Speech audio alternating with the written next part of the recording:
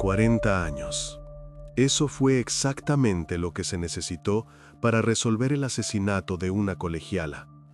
40 años, hasta que la tecnología alcanzó un nivel que se consideraba inalcanzable.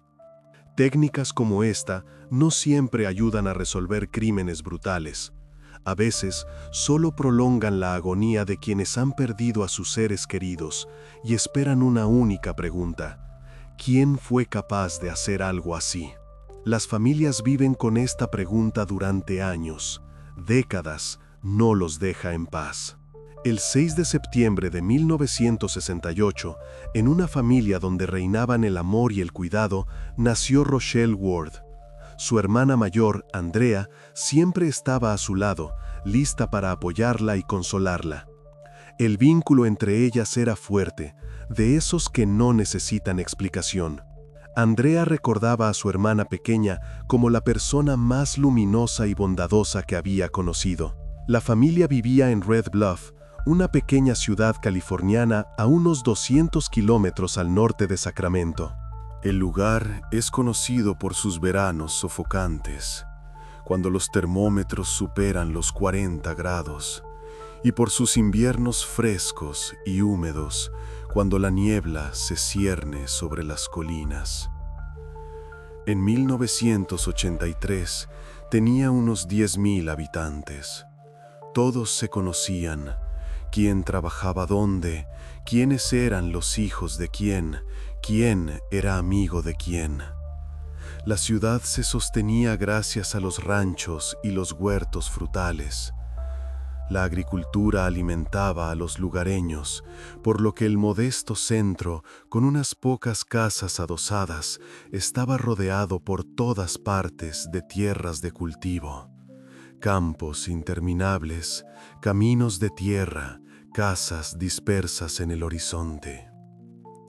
En 1983, Rochelle iba a la escuela y se preparaba para pasar a la secundaria.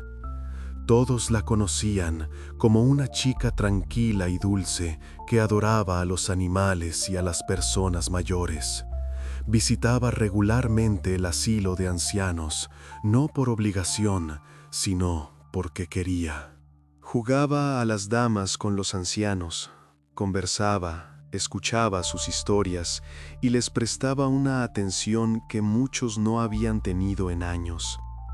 Esta afición era una parte importante de la vida de Rochelle. Soñaba con dedicarse profesionalmente al voluntariado. Su objetivo era simple: hacer del mundo un lugar un poco mejor. Una chica, una visita a la vez. Desafortunadamente, el destino tenía otros planes. El 3 de marzo de 1983 comenzó como un día normal. Una mañana gris, una llovizna persistente. Para entonces, su hermana mayor ya se había casado y se había mudado a Reno. Rochelle vivía con sus padres. Al despertarse, comenzó a prepararse para la escuela, como siempre, metódicamente, sin prisas. Llamó a su hermana, charló un poco con ella, se despidió y le dijo que ya salía. Una conversación normal. La última conversación. Afuera lloviznaba, así que la niña cogió un paraguas, uno viejo, azul, con mango de madera, y se dirigió a la escuela adventista del séptimo día. Estaba a unas pocas manzanas de su casa, un trayecto de unos 15 minutos a paso tranquilo. Normalmente, Rochelle iba allí con su amiga y compañera de clase Becky Turner. La escuela era diminuta. En octavo grado solo había unas pocas niñas. Todas se conocían desde primer grado. Cerca había otras instituciones educativas. Cuando los niños iban a clase, el camino siempre estaba concurrido. Juntos era más seguro. Por lo general, Rochelle salía temprano para pasar a buscar a su amiga e ir juntas. Les gustaba caminar juntas, charlar por el camino, compartir sus planes para el día. Esa mañana, unos conocidos la vieron pasar por la casa de Becky. Rochelle se detuvo en el porche, esperando a que saliera su compañera. Esperó un minuto, quizás 2. Pero pronto se dio cuenta de que el coche de los Turner no estaba en la entrada de la casa. Normalmente siempre estaba allí, un viejo sedán granate que se veía desde lejos. Rochelle sabía que la madre de su amiga enseñaba en su escuela. Al ver que el coche no estaba, supuso que la señora Turner, debido a la lluvia, estaba llevando a los niños a clase ella misma. Lógico, razonable. Así que sobre las 8 de la mañana, sin esperar a Becky, simplemente se fue sola a la escuela. Bajo el paraguas, sobre el asfalto mojado, pasando por casas conocidas, sola. Hacia las 9 de la mañana, un granjero que vivía a 10 kilómetros de la salida de la ciudad, cerca de un acceso a la autopista interestatal, oyó un disparo. Un estallido seco que rompió el silencio de la mañana. Se quedó quieto y escuchó. No hubo más sonidos. Solo el viento en los árboles y el lejano rumor de los coches en la autopista. El hombre se preocupó. Últimamente habían aumentado los casos de matanzas sin sentido de ganado en la zona. Alguien se entretenía disparando a los animales de otros, dejando los cadáveres pudriéndose en los campos. Decidió llamar al sheriff. Temía por sus animales, por las vacas que había criado durante años. Pero primero decidió mirar por la ventana para comprobar. Los animales estaban junto a la valla, sanos y salvos, masticando hierba como si nada. Y por el camino junto a su propiedad, un coche marrón avanzaba tranquilamente, sin prisa, de manera uniforme, sin agitación. El granjero observó al conductor a través de la cortina de lluvia. Un rostro desconocido, no era de la zona, eso seguro, pero actuaba relajado, sin ansiedad ni prisa alguna. Las manos en el volante, la mirada al frente. Un conductor normal.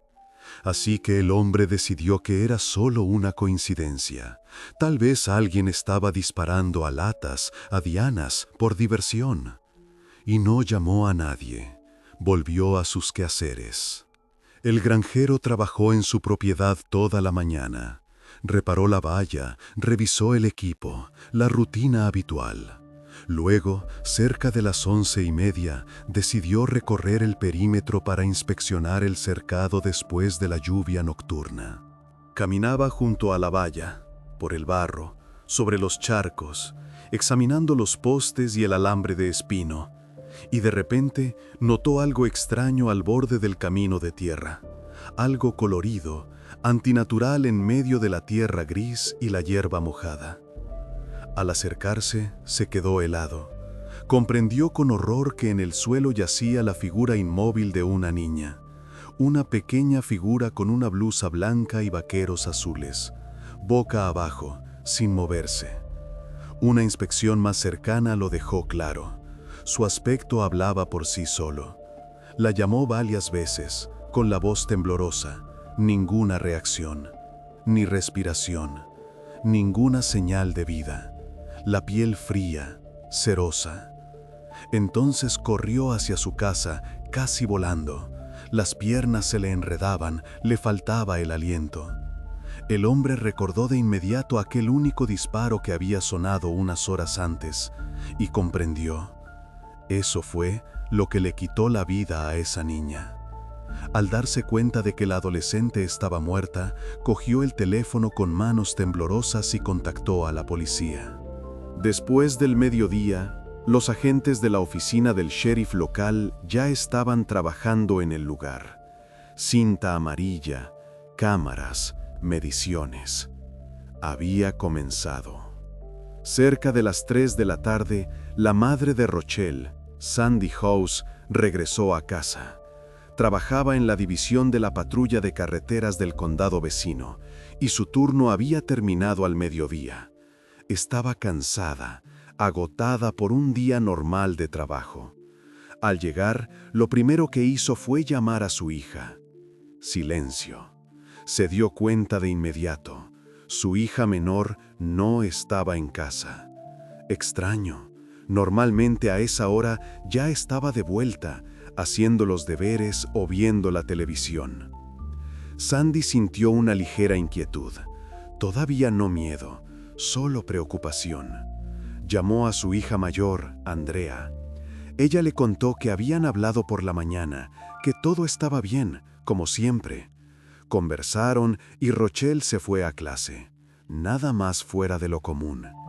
Esto le pareció extraño. Normalmente, a esa hora ya habría regresado a casa. Su horario era fijo, predecible. Sandy se preocupó más, pero intentó mantener la calma. Por desgracia, no podía contactar con su hija. Los teléfonos móviles aún no eran comunes. No se podía simplemente marcar un número y preguntar, ¿dónde estás? Decidió que su hija menor simplemente se había quedado charlando con una amiga y había perdido la noción del tiempo. Suele pasar, los adolescentes. Sandy encendió la televisión para distraerse e inmediatamente escuchó la noticia en el informativo local. Por la mañana, en las afueras de la ciudad, se había encontrado a una adolescente sin signos vitales. El presentador hablaba con una voz tranquila y profesional, pero sus palabras eran como cuchillos. En el momento del reportaje, la víctima aún no había sido identificada. Se estaba trabajando en ello. Más detalles después. La noticia golpeó a Sandy como una descarga eléctrica. Se le helaron las manos. Se le cortó la respiración. Se agarró al respaldo de una silla. La inquietud se transformó instantáneamente en pánico, frío y paralizante. Sandy intentó llamar a las amigas de su hija. Sus dedos temblaban en el disco del teléfono, pero no logró contactar con todas. Algunas no estaban en casa, otras no respondían. Cada tono de llamada parecía una eternidad. La mujer no podía quedarse quieta. Se subió al coche y condujo hasta la casa de Becky Turner, superando el límite de velocidad casi sin prestar atención a la carretera. Allí encontró a la amiga de su hija, quien confirmó sus peores temores. Le dijo lo que Sandy temía oír. Rochelle no había estado en clase ese día. No había aparecido en absoluto. Sandy se quedó helada. Su rostro palideció, sus labios temblaron. Dio media vuelta, sin siquiera despedirse, y condujo a casa. Ahora, la mujer solo quería una cosa: contactar con la oficina del sheriff y denunciar la desaparición de su hija menor, de inmediato. En ese momento, la policía apenas estaba identificando a la víctima. Trabajaban metódicamente, siguiendo el protocolo. Decidieron comprobar de inmediato si se trataba de Rochelle. La denuncia de desaparición coincidía en tiempo y descripción. Sandy describió detalladamente la ropa y la apariencia de su hija, con la voz quebrándose en cada palabra. Una blusa blanca, la misma que Rochelle se había puesto por la mañana.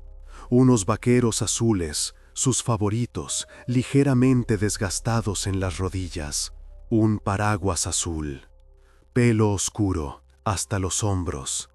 Todo coincidía exactamente con la descripción de la víctima del asesino desconocido, encontrada por la tarde a las afueras de la ciudad. Invitaron a la mujer a la identificación. Fue el viaje más aterrador de su vida. El frío pasillo de la morgue, el olor a desinfectante, la luz blanca de las lámparas. Gracias a su madre, Rochelle Ward fue identificada. Sandy asintió, incapaz de hablar, y se desplomó en una silla. El asesinato de la niña fue un golpe terrible para la familia. Su mundo se vino abajo. Esto sacudió a toda la comunidad local hasta sus cimientos. Los residentes de Red Bluff estaban asustados. No entendían qué esperar a continuación, quién sería el siguiente, dónde encontrar seguridad.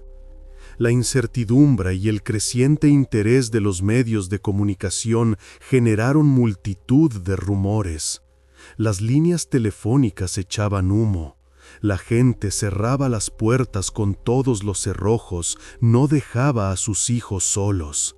Algunos estaban convencidos de que era obra de un asesino en serie que volvería a atacar si la policía no lo atrapaba rápidamente. La histeria y el miedo se avivaban con cada nueva declaración de los funcionarios, que preocupaban aún más a la población local, especialmente en las escuelas. Allí reinaba el pánico. Los padres exigían seguridad, los maestros no sabían qué decir a los niños. Se creía que el maníaco tenía como objetivo a los menores, a las colegialas. Mientras la familia Ward lloraba a su hija encerrada del mundo, los detectives continuaban la investigación. Los lugareños susurraban sobre el destino de la niña asesinada en las calles, en las tiendas, en las gasolineras. La mayoría hablaba de agresión sexual, una palabra pronunciada en voz baja, mirando a su alrededor. Pero en ese momento aún no se sabía si Rochelle había sufrido tal agresión o si simplemente había sido víctima de una crueldad espontánea, un blanco al azar. Poco después, el sheriff ofreció una rueda de prensa. De pie frente a los micrófonos, con el rostro cansado, expuso algunas de las teorías de la investigación. Se reveló que la niña había sido agredida sexualmente y luego asesinada de un disparo en la nuca. Un solo disparo, preciso, a sangre fría. Sin embargo, no se pudo decir nada concreto sobre el criminal, ni pistas, ni nombres. Para calmar a la comunidad local, a los padres y a los niños, la policía comenzó a actuar de forma proactiva. Iban a las escuelas, organizaban reuniones, hablaban sobre normas de seguridad. Patrullaban los alrededores en coche y a pie, asegurando una presencia visible. La ciudad estaba protegida, o al menos eso parecía. A pesar de las medidas tomadas, algunos niños tardaron varios años en recuperarse por completo de las secuelas de este crimen. El miedo se había instalado profundamente. Becky Turner fue la más afectada por la muerte de su mejor amiga. Durante varias semanas no pudo dormir bien. Se despertaba por la noche bañada en sudor frío. Tenía pesadillas en las que Rochelle le pedía ayuda. La niña habló varias veces con agentes de policía que acudían a la escuela y explicaban pacientemente a los niños cómo protegerse, cómo no convertirse en una víctima. Tras estas charlas, los asustados alumnos de la escuela local comenzaron a ir a clases solo en grupos de 4 o 5, nunca solos. Las que más temían moverse solas eran las niñas, especialmente por las mismas calles por las que caminaba Rochelle. Y Becky, en particular, sentía un pánico paralizante cada vez que tenía que caminar por la ruta que solía tomar con Rochelle para ir a clase. Cada esquina, cada giro le provocaba un ataque de miedo. Evitaba esos lugares. Becky estaba convencida de que la niña había sido secuestrada justo allí, en ese tramo de camino entre su casa y la escuela, donde caminaban juntas todos los días. Ese mismo año, 11 escuelas adventistas del séptimo día organizaron un acto conmemorativo. Se reunieron con los padres de la fallecida en el patio trasero de la escuela de Rochelle. Acudieron decenas de personas, maestros, alumnos, vecinos, simples conocidos. Plantaron tulipanes en memoria de Rochelle, brillantes, amarillos y rojos, para que cada primavera recordaran a la niña que amaba la vida. Además, instalaron una placa conmemorativa con el nombre de la fallecida, una placa sencilla, de bronce, con las fechas de su vida y las palabras «Quería hacer del mundo un lugar mejor». Para entonces, Las fuerzas del orden ya habían investigado a fondo todo el entorno de la víctima. Habían revisado a cada conocido, cada nombre en su diario. Los detectives no encontraron ni un solo sospechoso. La niña no se relacionaba con gente peligrosa. No se veía con nadie sospechoso. No tenía problemas de conducta, malos hábitos ni secretos oscuros.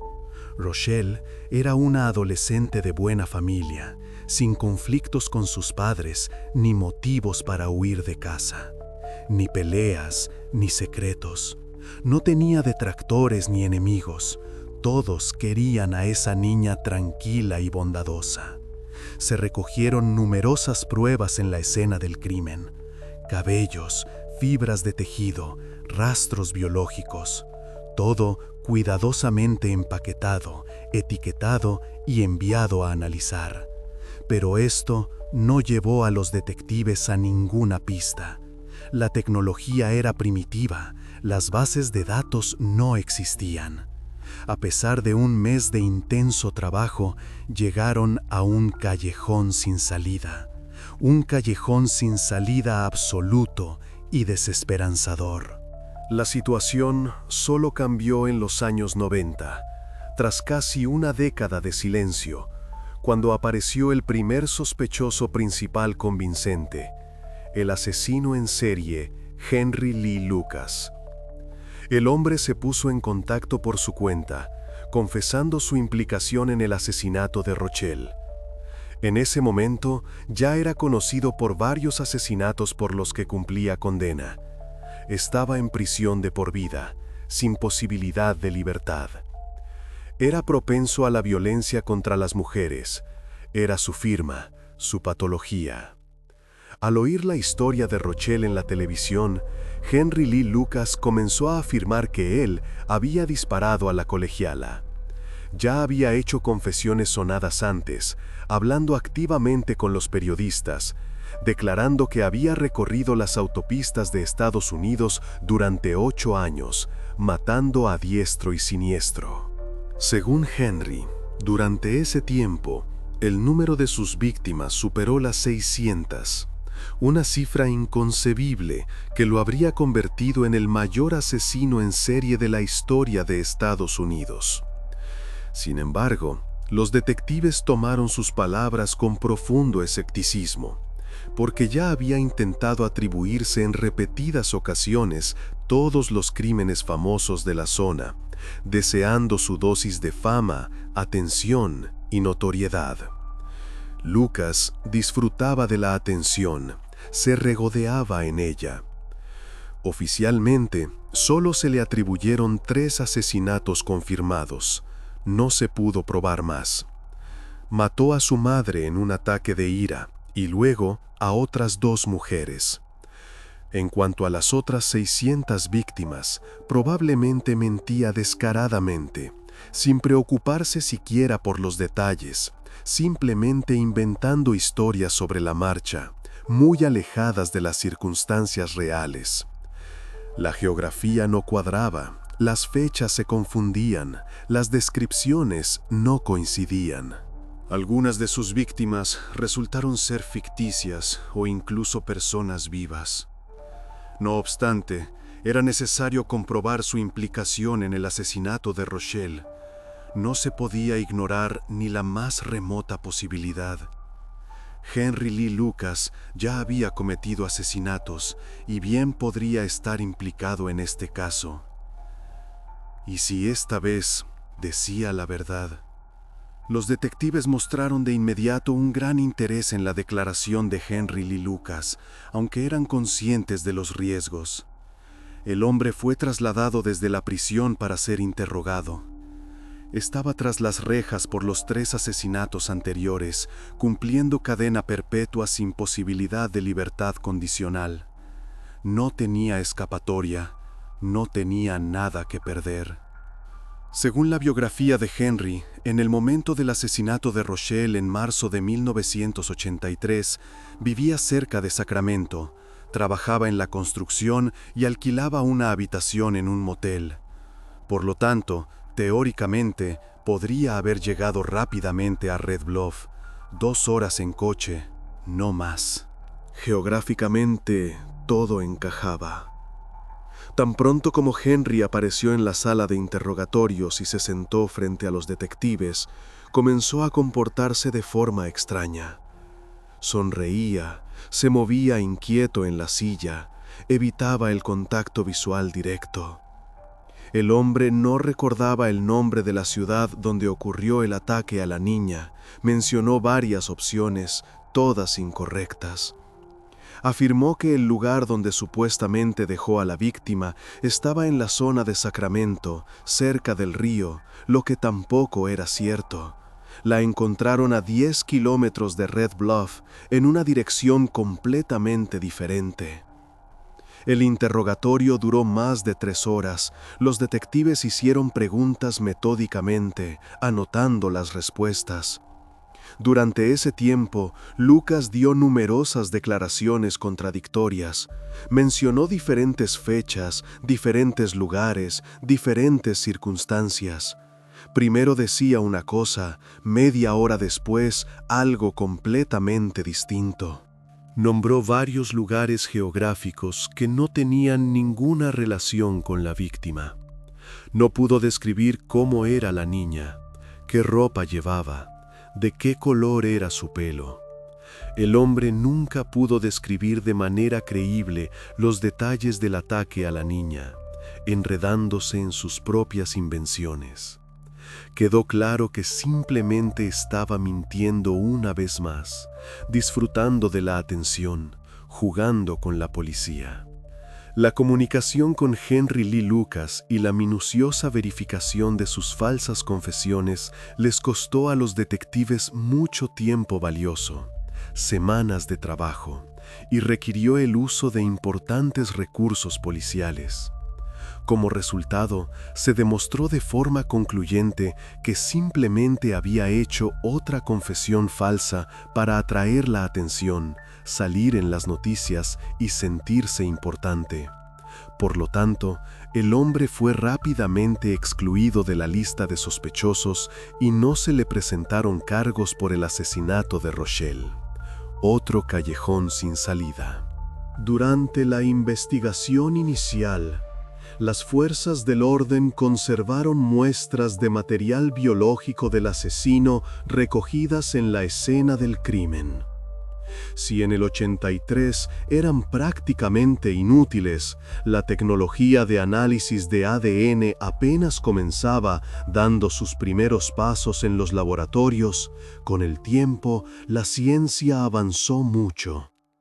El perfil de ADN de Henry Lee Lucas, obtenido de la base de datos de la prisión, se comparó con las pruebas recogidas 40 años atrás.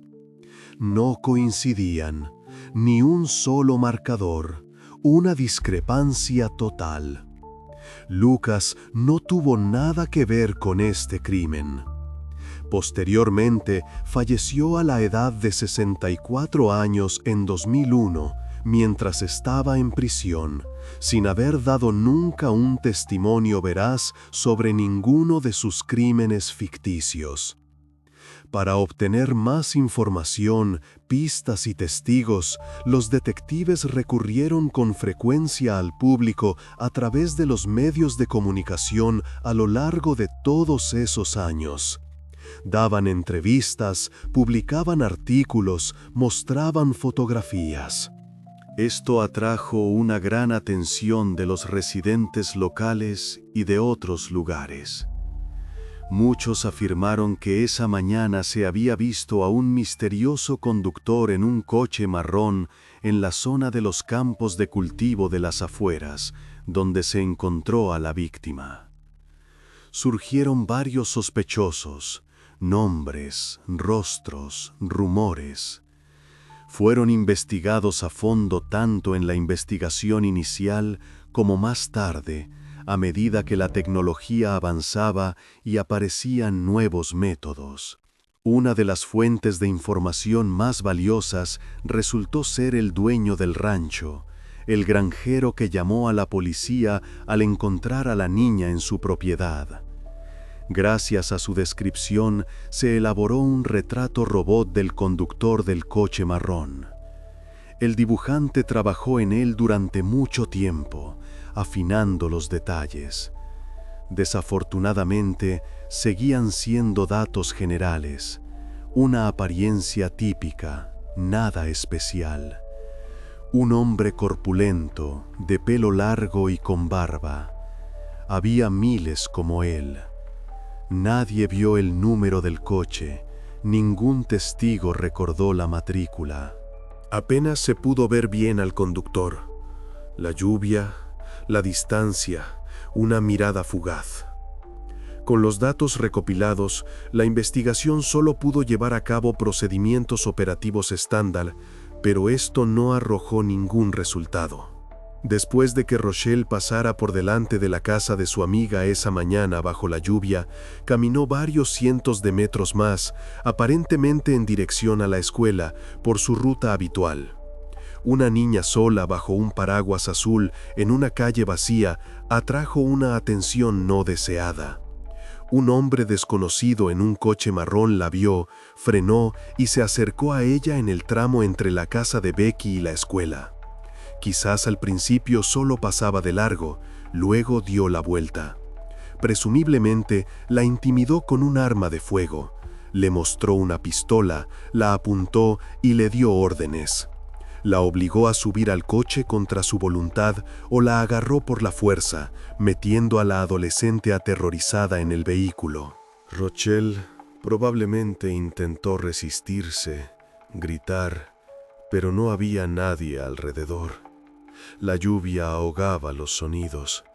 Ni el coche marrón, ni el conductor, a quien los testigos describieron como un joven corpulento de unos 30 años, con pelo largo y oscuro y una barba espesa, pudieron ser encontrados a pesar de todos los esfuerzos. Tras el hallazgo de la víctima, se recogieron en la escena del crimen suficientes pruebas que podrían haber sido la clave para la resolución. Los criminalistas trabajaron durante horas. Se encontraron fluidos biológicos y partículas microscópicas de piel que son portadoras de ADN. En el 83, las tecnologías que permitían analizar eficazmente tales pruebas y obtener información identificativa de ellas estaban en pañales y no proporcionaban prácticamente ninguna información valiosa para la investigación. Afortunadamente, nada de esto se perdió con el tiempo ni se deterioró.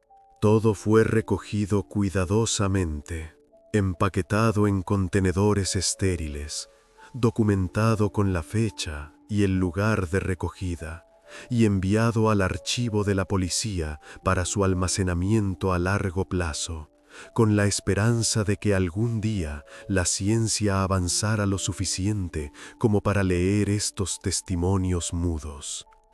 Durante la investigación, que se prolongó durante años, los detectives continuaron analizando metódica y minuciosamente toda la información disponible. Investigaron a hombres que se parecían remotamente a la descripción del retrato robot, detuvieron coches marrones sospechosos, interrogaron a sus dueños, pero todo fue en vano. Cada pista llevaba a un callejón sin salida. En este período, muchos lugareños notaron una extraña coincidencia. Según la descripción del modelo del coche y la apariencia del conductor del retrato robot, se parecía mucho al sheriff que trabajaba entonces en la comisaría local, Ron Koenig. Él realmente tenía un coche similar, una complexión similar, una barba similar. Los residentes locales comenzaron a sospechar de su implicación en el asesinato de la niña, primero con cautela y luego cada vez más abiertamente.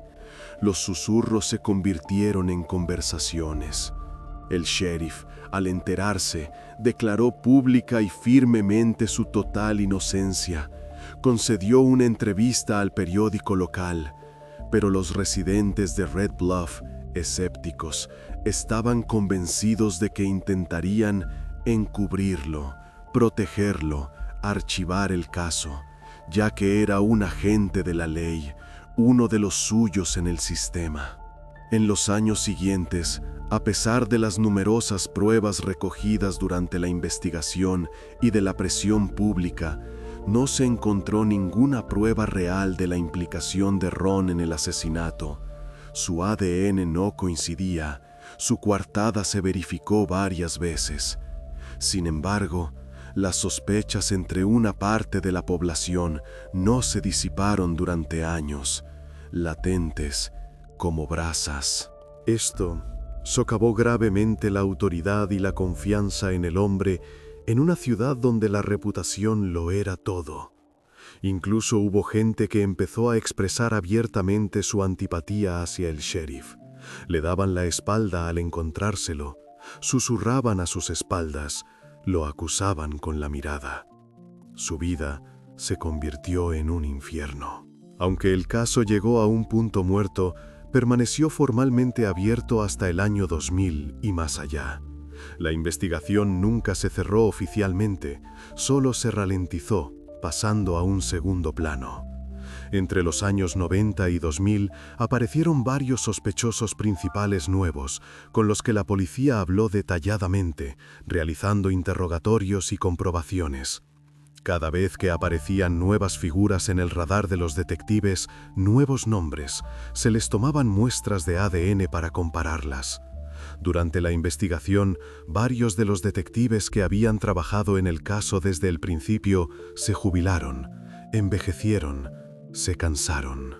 En su lugar, llegaron nuevos y jóvenes policías que, con entusiasmo, volvían a estudiar los expedientes, interrogaban a todas las personas de interés y revisaban los testimonios. Sin embargo, esto no ayudó a avanzar. No hubo ningún avance.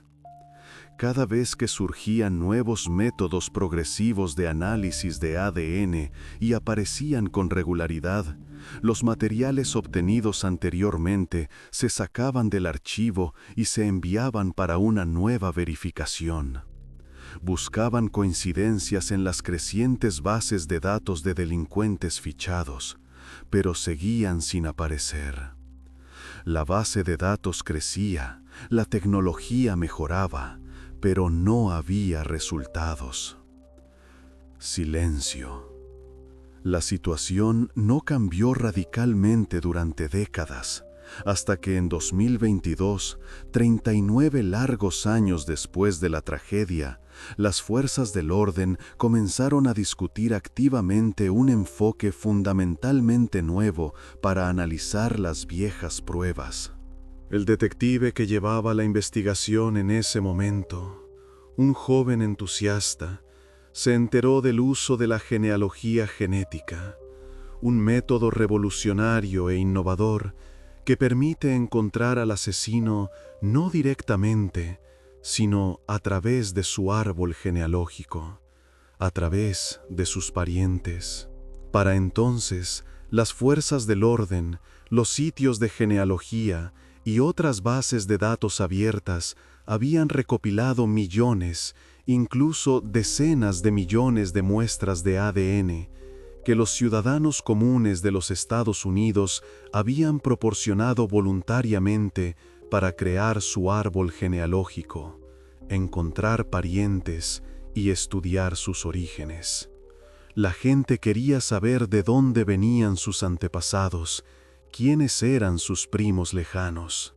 Se formó una base de datos increíblemente extensa que, teóricamente, podía utilizarse para el análisis forense, incluso si las pruebas de la escena del crimen no coincidían directamente con las listas policiales existentes de delincuentes fichados. La técnica permite determinar relaciones de parentesco con alta precisión, incluyendo incluso parientes muy lejanos, primos terceros, primos cuartos, personas relacionadas a través de varias generaciones. Este principio permite resolver crímenes antiguos que llevaban mucho tiempo cubiertos por una gruesa capa de polvo en los archivos de casos sin resolver y que parecían desesperados. Al mismo tiempo, el procedimiento en sí era un proceso bastante complejo y largo. Requería conocimientos especiales, podía llevar semanas o incluso meses de trabajo minucioso por parte de los genealogistas, pero el método ya había demostrado su impresionante eficacia en la práctica, ya que para 2023, más de 600 casos sin resolver en todo el país habían sido resueltos con éxito precisamente con la ayuda de la genealogía genética. Los casos sin resolver volvían a la vida. Para entonces, la tecnología ya era utilizada de forma regular y frecuente por las fuerzas del orden para identificar a los culpables de los más diversos crímenes violentos, así como para la identificación de restos humanos no identificados y víctimas anónimas. En 2022, se formó especialmente en el condado un nuevo equipo de detectives experimentados que debían abordar una vez más de manera sistemática los crímenes sin resolver acumulados y revisar los casos antiguos. Finalmente, después de una larga espera, llegó a sus manos el caso de Rochelle Ward, uno de los más antiguos y dolorosos. En primer lugar, estudiaron metódicamente todas las pruebas conservadas que habían estado guardadas durante décadas. Resultó que ya en el 83, durante la inspección inicial, se había recogido cuidadosamente un pequeño mechón de pelo, solo unos pocos cabellos. A juzgar por el color y la estructura, definitivamente no le pertenecían. Eran demasiado oscuros, demasiado ásperos. Se suponía, con un alto grado de probabilidad, que este mechón de pelo pertenecía a quien cometió el crimen, dejado como resultado del contacto físico. Los especialistas creían que si se podía obtener una muestra de ADN viable de ese mechón y realizar una investigación detallada con la ayuda de la genealogía genética más moderna, finalmente sería posible seguir la pista del asesino o, al menos, de su familia. Previamente, se organizó una importante reunión de representantes del condado con el FBI y el Departamento de Justicia, que originalmente habían supervisado e investigado el caso de la colegiala fallecida. Durante una seria discusión, sopesando todos los pros y los contras, se decidió finalmente utilizar esta innovadora y costosa metodología. Para ello, la oficina del sheriff del condado se puso en contacto oficialmente con una empresa privada especializada llamada Astrea Forensics, que se dedica a este tipo de investigaciones. Aquel mismo mechón de pelo, guardado durante 40 años, fue entregado con cuidado al laboratorio moderno. Primero se realizó un complejo perfilado de ADN utilizando el equipo más moderno. Luego la información genética obtenida se envió a la Oficina Federal de Investigaciones para realizar una investigación genealógica y buscar coincidencias. Normalmente, un proceso así se prolongaba durante largas semanas o incluso meses de espera, pero esta vez, como si el destino hubiera decidido acelerar los acontecimientos, todo avanzó bastante rápido, inesperadamente rápido.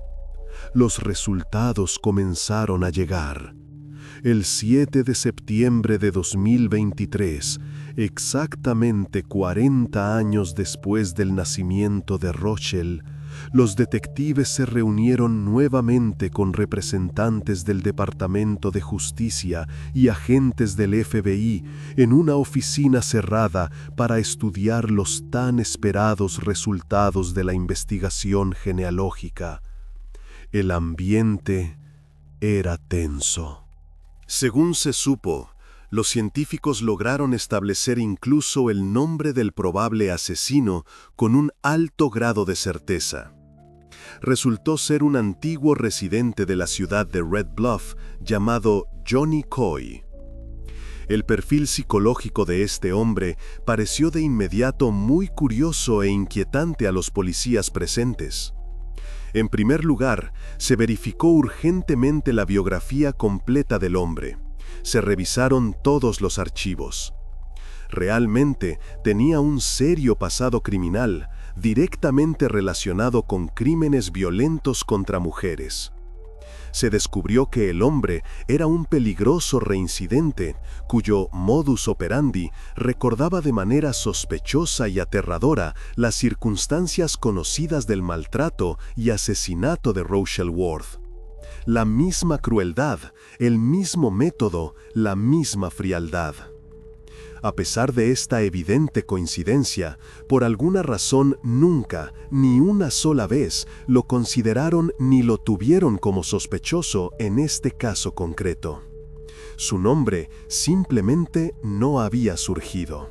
Resultó que incluso en el lejano 83, cuando Rochelle fue asesinada, el joven Johnny Coy ya era bien conocido por la policía local como un delincuente menor, un infractor constante. Cometió repetidamente pequeños robos, vandalismo, peleas y aparecía en los informes policiales.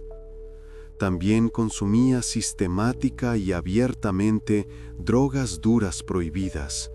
Estaba fichado y era tristemente conocido entre los vecinos y la policía como una persona muy agresiva, irascible y absolutamente impredecible, capaz de arrebatos de ira.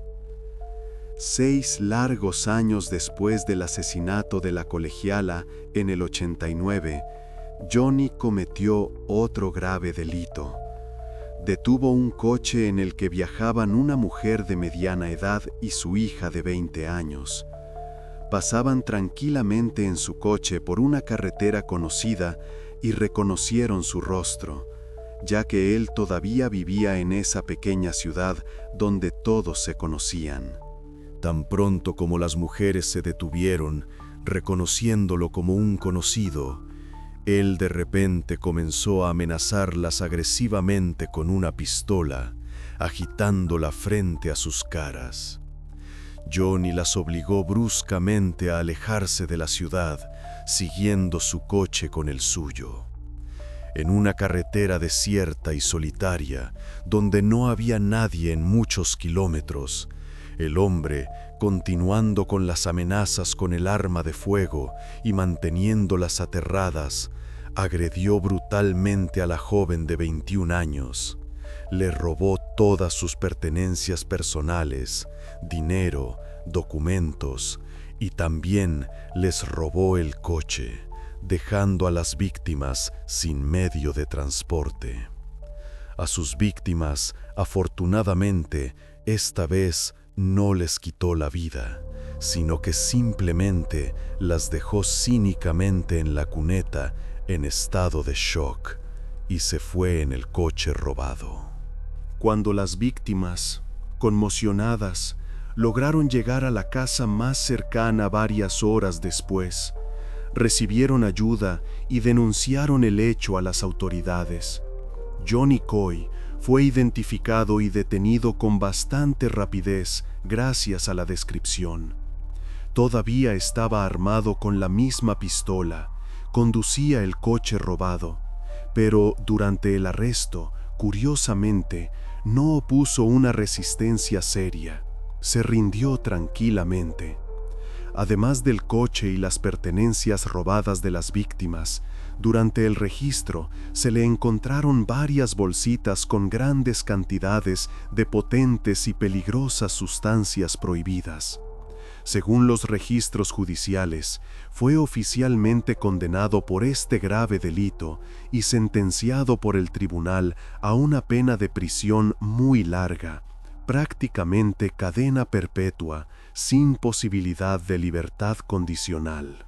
Ahora, décadas después, los detectives querían hablar personalmente con Johnny Coy, llevar a cabo un interrogatorio detallado con él para intentar obtener una confesión completa del asesinato de Rochelle, escuchar los detalles y cerrar el caso definitivamente. Sin embargo, se descubrió un hecho lamentable. Había fallecido en junio de 2019 por causas naturales, sin llegar a enfrentar la posible justicia por el caso de la niña, llevándose los secretos con él. No obstante, la investigación aún necesitaba encontrar pruebas irrefutables que confirmaran definitivamente que él realmente estuvo implicado en lo que le sucedió a la adolescente 40 años atrás. Era urgente encontrar a sus parientes vivos, recoger de ellos muestras de ADN recientes para un análisis comparativo y verificar finalmente el parentesco. A los miembros de la extensa familia Coy, afortunadamente, se les pudo localizar y encontrar sin mucha dificultad. Todavía viven en la misma zona, no se habían mudado. Además, se encontraron e identificaron a varias personas diferentes con lazos de parentesco directos o indirectos con Johnny. Y a todos ellos, los detectives les describieron detallada y honestamente la situación y les pidieron ayuda. A pesar del evidente y serio riesgo de oprobio público y deshonra, todos los familiares, sin excepción, aceptaron voluntaria y conscientemente proporcionar muestras de su ADN para una comparación exhaustiva con las viejas pruebas existentes recogidas en el lejano 83. A cambio, la investigación les prometió no revelar sus identidades públicamente y protegerlos del acoso. La comparación de ADN a través de parientes, en este caso concreto, por supuesto, no puede ser una coincidencia del 100% como una comparación directa, por lo que fue una gran suerte y un regalo del destino tener la oportunidad real de recoger varias muestras diferentes de distintas personas y obtener los resultados de varios análisis cruzados independientes. Esto permitió aumentar significativamente la probabilidad general de éxito de la operación y la precisión final del trabajo genético. Cada vez que los perfiles de ADN recogidos de los familiares se verificaban y analizaban minuciosamente, mostraban de forma consistente coincidencias directas y claras con el material biológico perteneciente a la familia de Johnny Coy. Las matemáticas no mentían. Su apariencia, reconstruida a partir de viejas fotografías, coincidía completamente con la descripción elaborada por aquel granjero testigo que vio al asesino esa mañana. En aquellos años, a principios de los 80, Johnny Coy realmente tenía un coche personal de color marrón del mismo modelo. Todo encajaba como un rompecabezas. Ahora, para la investigación, seguía siendo completamente incomprensible por qué una verificación estándar en las bases de datos gubernamentales oficiales de delincuentes no había permitido obtener esta coincidencia crítica mucho antes, quizás incluso décadas atrás, ya que Johnny Coy llevaba mucho tiempo en la prisión estatal por su crimen de 1989. Y su perfil genético completo teóricamente debía estar en la base de datos centralizada. El Departamento de Justicia, a petición de los detectives, organizó incluso una investigación interna especial y una revisión de servicios sobre esta cuestión extremadamente importante para entender dónde se había producido el fallo. Se descubrió una circunstancia lamentable.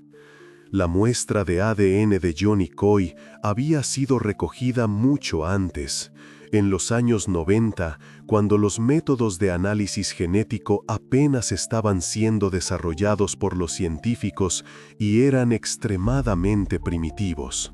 Debido a esta limitación técnica, en el sistema federal CODIS, que el FBI utilizaba activamente para buscar coincidencias en todo el país, se cargaron inicialmente marcadores genéticos obsoletos e incompletos del modelo antiguo. se utilizaron solo durante un periodo muy limitado y corto, cuando la propia base de datos apenas se estaba formando y los estándares no se habían establecido. Más tarde, en 2020 y en adelante, estos viejos marcadores simplemente no se actualizaron automáticamente. Permanecieron en un formato de archivo incompatible con los nuevos sistemas. Desde los trágicos acontecimientos ya habían pasado varias décadas completas. Ahora, después de todas las verificaciones y reverificaciones, no quedaba absolutamente ninguna duda en nadie sobre la implicación directa de Johnny Coy en el brutal asesinato de la inocente adolescente. Los especialistas decidieron comparar de nuevo meticulosamente el antiguo perfil genético del asesino, que había sido cargado en la base de datos hace mucho tiempo en un formato obsoleto, con los marcadores modernos obtenidos recientemente de aquel mechón de pelo. Un minucioso reanálisis con las últimas tecnologías mostró inequívocamente una coincidencia del 100%.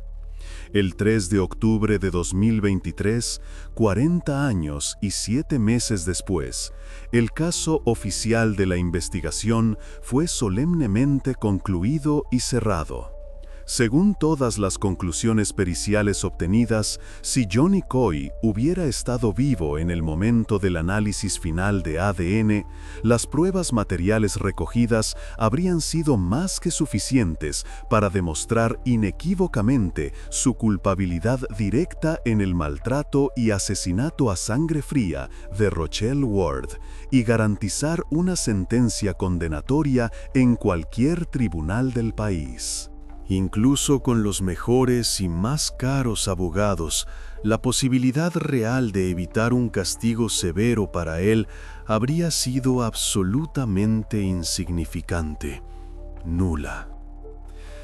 El éxito de la larga investigación del caso sin resolver del asesinato de Rochelle Ward, a pesar del enorme tiempo transcurrido, tuvo un impacto colosal en prácticamente todas las personas que, de una forma u otra, sufrieron a manos de Johnny Coy durante sus años de actividad criminal.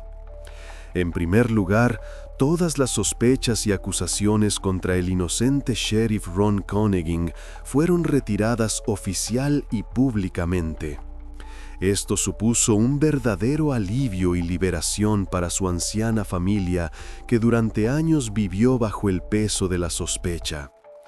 A pesar de que para ese momento el hombre ya había fallecido por causas naturales en el lejano 2009, ahora su buen nombre y reputación estaban definitiva e irrevocablemente limpios de cualquier sospecha y calumnia injusta a los ojos de toda la comunidad. En segundo lugar, los familiares cercanos de Rochelle, agotados por la espera, también obtuvieron finalmente el tan anhelado alivio psicológico y un cierre parcial de la herida, pues ahora sabían con certeza quién había estado directamente implicado en el brutal asesinato de su querida hija y hermana. A pesar de este importante descubrimiento de la verdad, la familia de la víctima admitió que no estaba completa y totalmente satisfecha con el resultado. Todos estos interminables años habían deseado y soñado sinceramente que el asesino se presentara personalmente ante un tribunal justo, los mirara a los ojos y recibiera el severo castigo que merecía por lo que hizo. Además, ya nunca les sería dado conocer todos los detalles angustiosos de aquellos terribles acontecimientos de esa mañana. Todos los pormenores y motivos que Johnny Coy se llevó para siempre a la tumba, sin arrepentirse. Aún así, formalmente, el caso fue oficialmente resuelto y cerrado. Solo quedaban las últimas formalidades de la investigación y el papeleo. La hermana mayor, Andrea, que había envejecido y encanecido con los años, concedió varias entrevistas a los insistentes periodistas tras el anuncio de los resultados. con una tristeza contenida en la voz, contó que siempre había estado muy unida a la pequeña Rochelle. Eran inseparables. En el momento de la trágica muerte de su hermana, Andrea, según resultó, ya estaba embarazada, pero ni siquiera lo sabía ni sospechaba de su estado. Y Rochelle, como recordaba su hermana, siempre mostraba un enorme y sincero interés precisamente en ese emocionante tema de la maternidad y los niños. Andrea se había casado recientemente con el hombre que amaba y se había mudado a Reno, comenzando una nueva vida. La hermana menor en cada llamada le preguntaba emocionada si ya estaba embarazada, cuándo llegaría el bebé.